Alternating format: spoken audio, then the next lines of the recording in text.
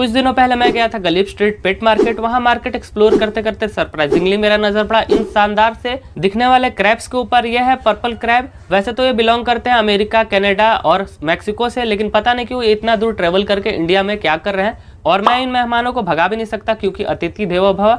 तो इनका मेहमान नवाजी करने के लिए सभी को तो नहीं, लेकिन मैं 6 क्रैब्स को लेता आया अपने घर। मैं इनको रखने वाला था अपने इस पालुडारियम के अंदर, लेकिन इनका साइज काफी बड़ा है, ये इस पालुडारियम के अंदर नहीं रह पाएंगे।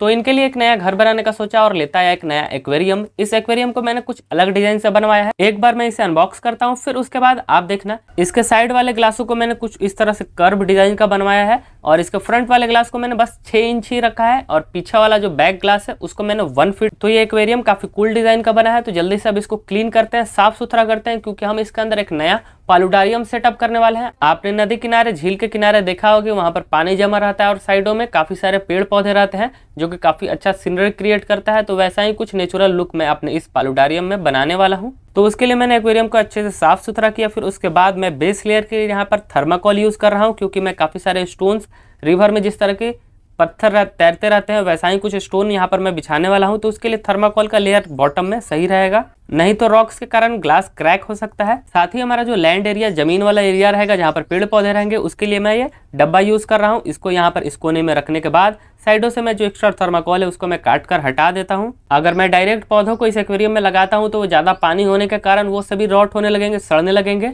तो अब इसके बाद खाली जमीन को मिट्टी से भरते हैं। यहाँ पर मैं ये नॉर्मल गार्डन सॉइल यूज कर रहा हूँ, साथ ही इसके अंदर मैंने थोड़ा सा रेत सैंड को मिला लिया है और इसी मिक्सर को मैं यहाँ पर इस डब्बे के अंदर भरने वाला हूँ। और इस मिट्टी के अंदर लगाने के लिए जो मैं पौधे यूज कर रहा हूँ ये सभी लो लाइट प्लांट है, मतलब कि इनको ज़्यादा धूप नहीं चाहिए, कम धूप में भी सर्वाइव कर लेंगे, कम लाइट में भी सर्वाइव कर सकते हैं, आर्टिफिशियल लाइट में भी। तो अब एक एक करके इन सभी पौधों को लाइन से यहाँ पर लगाते हैं। सबसे पीछे मैं यहाँ पर लगाने वाला हूँ लिपस्टिक प्लांट।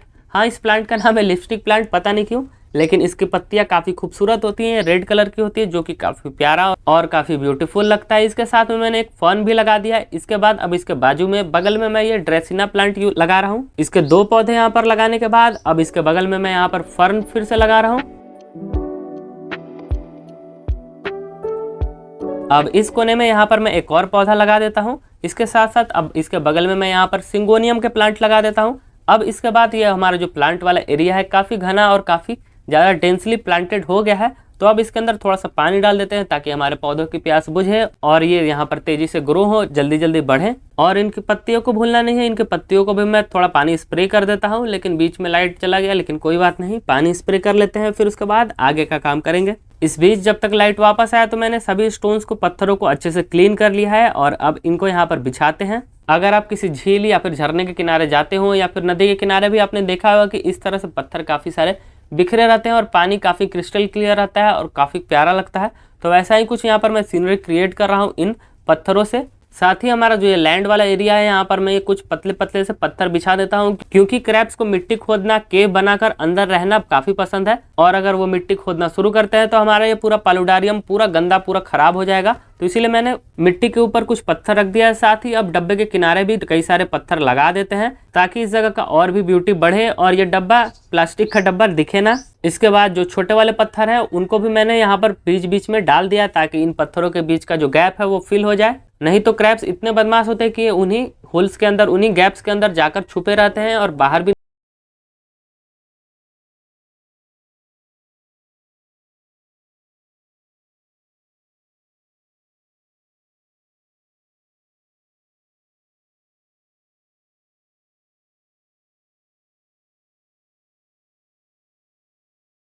पानी के अंदर डालकर रख दिया था। और अब इनको भी यूज करना, अब इनको भी इस पालुडारियम के अंदर डाल देते हैं। आलमंड लीफ क्रैब्स को काफ़ी ज़्यादा पसंद होता है क्योंकि ये इन पत्तियों के नीचे छुपते भी हैं, साथ ही इन पत्तियों को थोड़ा थोड़ा कुरेद कर खाते भी हैं। तो कुछ पत्तियों को पौधों के आगे पीछे, ऊपर नीचे, साइडों में और इस तालाब के अंदर डाल देता हूं मैं। अब जाके हमारा ये पालुडारियम लगभग कंप्लीट हो गया है। बिल्कुल मैंने एक नेचुरल लुक देने का कोशिश किया है। आपको ये पालुडारियम कैसा लग रहा है जल्दी से कमेंट करके बताइए, और अगर पसंद आया तो इस वीडियो को लाइक करना बिल्कुल मत भूलिएगा। इस वीडियो में मैं 1000 लाइक का टारगेट रख रहा हूँ। इस तरह के नेचुरल एनवायरनमेंट में अगर आप सुबह सुबह जाते हो तो वहाँ पर काफी सारा फॉग भरा हुआ होता है, तो क्यों ना वो फॉग वाला सीन यहाँ पर क्रिएट किया जाए अपने इस पालुडारियम के अंदर। तो यहाँ पर मैं ये मिस्ट मेकर यूज करने वाला हूँ, तो इसको सेटअप करके मैंने गप्पी वाले सेटअप के अंदर चेक भी कर लिया। अब इसको लेकर चलते हैं अपने पालुडारियम के अंदर। मैं इसको यहाँ पर इस कोने में लगाने वाला हूँ, यहाँ पर पीछे की ओर ये रहेगा। तो क्रैब्स को ज़्यादा दिक्कत भी नहीं होगा और ये यहाँ पर काफ़ी अच्छे से वर्क भी करेगा। इसको सेटअप करने के बाद जैसे मैंने स्विच ऑन किया तो तुरंत ही पूरा फॉग से, पूरा धुएं से ये पालुडारियम भर गया। इस फॉग ने हमारे पालुडारियम के अंदर 4 चांद लगा दिया। अब हमारा ये पालुडारियम और भी खूबसूरत और भी बढ़िया लग रहा है, बिल्कुल एक नेचुरल सीनरी यहाँ पर लग रहा है। तो अब यहाँ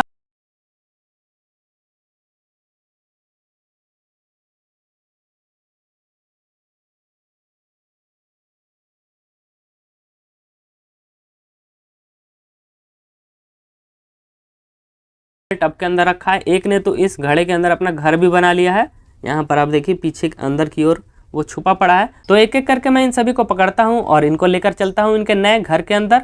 ज़्यादातर ये सभी इस गमले के नीचे ही होंगे, तो जल्दी से मैं ये गमला हटाता हूँ और एक क्रैब को पकड़कर आपको दिखाता हूँ। बस ये मुझे काटे ना, बाकी सब ठीक है। इसको देखकर आपको समझ में आ रहा होगा कि इनको पर्पल क्रैब क्यों कहते हैं। तो इन सभी को मैंने इस कंटेनर के अंदर बाहर निकाल लिया है। वैसे तो ये ब्लू डब्बा है जिसके कारण इनका कलर आपको उतना अच्छे से नहीं दिख पा रहा होगा, लेकिन ये सभी काफ़ी एक्टिव है।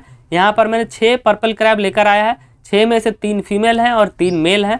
फीमेल्स का कलर उतना अच्छा नहीं, उतना ब्राइट नहीं है, लेकिन हमारी एक फीमेल ने एक कैरी किया है।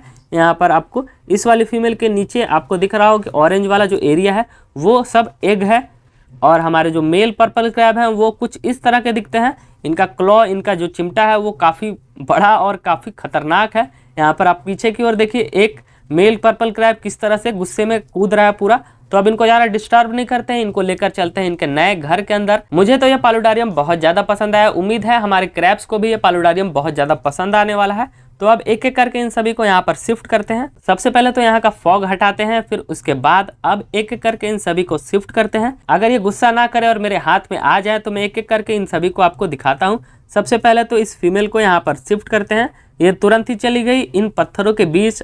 यहाँ पर आप देखिए ये किस तरह से जाकर छुपी हुई है। दूर से अगर आप देखोगे तो आपको पता भी नहीं चलेगा कि यहाँ पर कोई क्रैब है। तो अब दूसरे को शिफ्ट करते हैं। ये रहा एक मेल पर्पल क्रैब, ये काफ़ी खतरनाक है, इसको हाथ से पकड़ने में बहुत ज़्यादा दिक्कत हो रहा था, इसीलिए मैंने इस छन्नी से इसको पकड़ा और इसको भी मैंने यहाँ पर शिफ्ट कर दिया।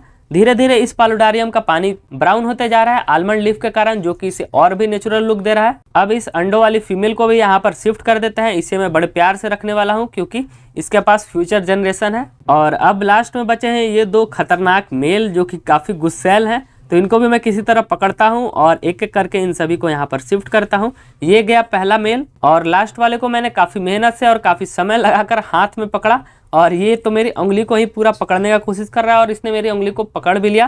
तो अब इसे ज़्यादा डिस्टर्ब नहीं करते हैं, नहीं तो ये मेरे उंगली को काट कर पूरा ख़त्म कर देगा। इसे जल्दी से मैं यहाँ पर शिफ्ट करता हूँ बड़े प्यार से। उम्मीद है ये मेरे उंगली को छोड़ देगा, और इसने छोड़ भी दिया। ये रहा हमारा लास्ट पर्पल क्रैब। कुछ टाइम के बाद जब ये यहाँ पर अच्छे से एडजस्ट हो जाएंगे तो इनका कलर भी और ब्राइट हो जाएगा। ये है एक छोटा सा केप जो कि मैं अपने इन पर्पल क्रैब के लिए इस पालुडारियम के अंदर लगाने वाला हूँ, इन पौधों के बीच में पीछे की ओर, ताकि हमारे ये क्रैब्स यहाँ पर जाकर छुप सके, यहाँ पर रेस्ट कर सके। इसके साथ ही हमारा पालुडारियम अब हो गया है पूरा कंप्लीट। फिर मैंने कुछ देर के लिए अपने पालुडारियम को ऐसे ही छोड़ दिया और कुछ देर के बाद हमारे इस पालुडारियम के पानी का कलर और भी ज़्यादा ब्राउन हो गया, जिससे ये और भी खूबसूरत लगने लगा। हमारे क्रैब्स भी काफ़ी अच्छी तरह से पानी के अंदर पूरा घूम फिर रहे हैं।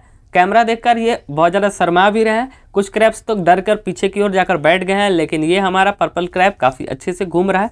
यहाँ पर आप देखिए 2 क्रैब्स किस तरह से जाकर मिस्टर के आसपास छुपे हुए हैं और बाकी के क्रैब्स इन पौधों के आसपास अगल बगल छुपे होंगे। तो अभी इनको यहाँ पर रेस्ट करने देते हैं। कुछ दिनों के बाद जब यहाँ पर अच्छे से एडजस्ट हो जाएंगे फिर ये यहाँ पर अच्छे से फ्रीली पूरा घूमने फिरने लगेंगे। अब हमारे मिस्टर को भी ऑन कर देते हैं ताकि यहाँ पर पानी के ऊपर पूरा बादल फिर से छा जाए, हमारे पौधों को भी पूरा कवर कर दे। और अब जाके हमारा ये पालुडारियम पूरा कंप्लीट हो गया। जो जो चीजें नेसेसरी थी इस पालुडारियम को 1 स्टेप और खूबसूरत बनाने के लिए, वो मैंने सारा कुछ इस पालुडारियम के अंदर सेटअप किया है। आपको ये क्रैब्स पालुडारियम क्रैबेरियम कैसा लगा जरूर कमेंट करके बताइएगा। आप लोगों के लिए मैंने इन क्रैब्स को लाया है, तो इस वीडियो को लाइक करना बिल्कुल मत भूलिएगा। इस वीडियो पर मैंने 1000 लाइक का टारगेट रखा है, तो इस टारगेट को जल्दी से पूरा करवा दीजिएगा। साथ ही आपको ये पालुडारियम कैसा लगा, पसंद आया कि नहीं, इस वीडियो के नीचे कमेंट जरूर कीजिएगा और इस वीडियो को अपने दोस्तों के साथ शेयर करना बिल्कुल मत भूलिएगा। और आप चाहें तो मुझे इंस्टाग्राम पर फॉलो करके इस चैनल को सब्सक्राइब कर सकते हैं। ऐसे ही पालुडारियम से रिलेटेड, फिश से रिलेटेड, एक्वेरियम से रिलेटेड वीडियोस देखने के लिए। मैं मिलता हूँ आपसे नेक्स्ट वीडियो में। Okay, bye.